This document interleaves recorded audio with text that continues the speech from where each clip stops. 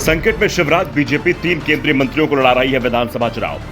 4 सांसदों को भी विधानसभा चुनाव लड़ाएगी बीजेपी, उतारा मैदान में। कमजोर सीटों पर हैवी वेट उम्मीदवार उतारकर समीकरण बदलने की तैयारी।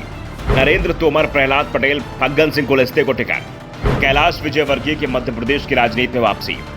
एमपी में बीजेपी ने उम्मीदवारों की दूसरी सूची जारी कर दी है। पहली सूची की तरह दूसरी सूची में भी 39 नाम हैं। दूसरी सूची 39 नामों की आ रही है। ये तो पहले ही साफ हो चुका था और ये भी साफ हो चुका था कि ये सूची 25 सितंबर को पीएम मोदी की भोपाल रैली के बाद आएगी। आज पीएम की रैली हुई और रैली में ही उन्होंने संकेत दे दिए कि चुनाव के बाद कौन सीएम बनेगा ये अभी तय नहीं है।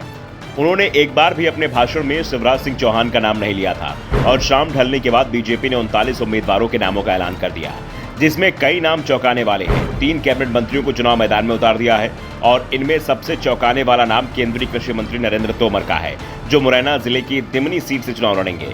इसके साथ ही एमपी की राजनीति में फिर से कैलाश विजयवर्गीय की वापसी हो रही है। उन्हें इंदौर 1 से टिकट दिया गया है। केंद्रीय मंत्री प्रहलाद सिंह पटेल के भाई जामल सिंह पटेल का टिकट काट दिया गया है। उनकी जगह पर पार्टी ने उन्हें नरसिंहपुर से टिकट दिया है। इसके साथ ही केंद्रीय मंत्री फग्गन सिंह कुलस्ते को भी बीजेपी ने टिकट दिया है। वो निवास सुरक्षित सीट से चुनाव लड़ रहे हैं। साथ ही पार्टी ने चुनावी मैदान में कुल 7 सांसदों को उतार दिया है। जबलपुर से सांसद राकेश सिंह को भी पार्टी विधानसभा चुनाव लड़ा रही है। राकेश सिंह को जबलपुर पश्चिम सीट से टिकट दिया गया है। इसके अलावा सतना से गणेश सिंह, सीधी से रीति पाठक और गाडरवारा से उदय प्रताप सिंह को प्रत्याशी बनाया गया है।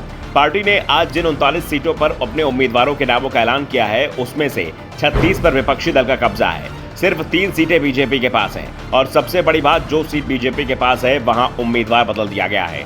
इनमें मैहर से नारायण त्रिपाठी, सीधी से केदारनाथ शुक्ला और नरसिंहपुर से जालम सिंह पटेल का टिकट काटा गया है।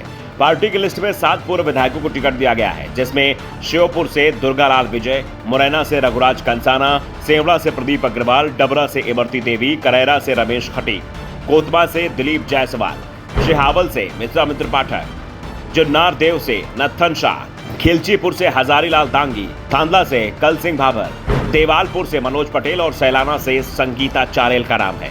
बीजेपी की दूसरी लिस्ट में पूर्व प्रधानमंत्री अटल बिहारी वाजपेयी के भांजे अनूप मिश्रा का टिकट काट दिया गया है। ग्वालियर जिले की भितरवार सीट पर 2018 में पूर्व पीएम अटल बिहारी वाजपेयी के भांजे अनूप मिश्रा चुनाव लड़े थे, लेकिन वे 12,130 वोटों के अंतर चुनाव हार गए थे। बीजेपी ने इस सीट पर अनूप मिश्रा के बजाय केंद्रीय मंत्री ज्योतिरादित्य सिंधिया के करीबी मोहन सिंह राठौर को उतारा है। बीजेपी की दूसरी सूची में नेता प्रतिपक्ष डॉक्टर गोविंद सिंह के खिलाफ भी उम्मीदवार का ऐलान किया गया है। लाहौर से अमरीश शर्मा गुड्डू नेता प्रतिपक्ष को चुनौती देंगे। इसके साथ ही दिग्विजय सिंह के गढ़ राघोगढ़ में बीजेपी ने हिरेंद्र सिंह बंटी को उम्मीदवार बनाया है। इनके पिता मूल सिंह विधायक रह चुके हैं। हिरेंद्र भी दिग्विजय के करीबी रहे हैं, लेकिन बाद में सिंधिया ने उनका दल बदल दिया। वो 1.5 साल पहले ही बीजेपी में शामिल हुए थे। अभी राघोगढ़ में दिग्विजय सिंह के बेटे जयवर्धन सिंह कांग्रेस के विधायक हैं और ये तय माना जा रहा है कि जयवर्धन ही यहां से कांग्रेस के टिकट पर चुनाव लड़ेंगे। इस सूची में सिंधिया के लिए राहत की बात ये रही है कि उनकी समर्थक इमरती देवी को डबरा और रघुराज सिंह कंसाना को मुरैना सीट से टिकट दे दिया गया है, लेकिन सिंधिया समर्थक जसवंत जाटों का टिकट काट दिया गया है। जसवंत 2018 में ये कांग्रेस के विधायक चुने गए थे, सिंधिया के साथ भाजपा में आए और 2020 का चुनाव प्रगी लाल से हार गए थे। बीजेपी ने इस बार यहां से रमेश खटीक को प्रत्याशी बनाया है। Bureau report, the Navdarpan news.